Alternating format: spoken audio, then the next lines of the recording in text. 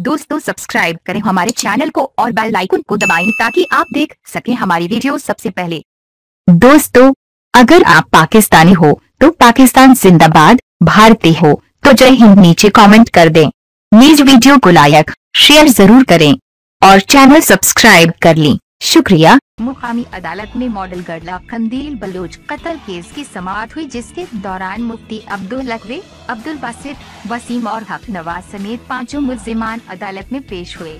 अदालत की जानिब से मॉडल गर्ल के कत्ल केस में 5 मुल्जिमान पर फर्द जुर्म आयद कर दी गई। अदालत की जानिब से फर्द जुर्म आयद होने पर मुल्जिमान की जानिब से सहित जुर्म से इनकार कर दिया गया। ख्याल रहे कि 15 जुलाई 2016 को कंदील बलोच को कत्ल कर दिया गया था। मॉडल गर्ल के भाई वसीम ने अपनी बहन को गैरत के नाम पर कत्ल करने का एतराफ किया था।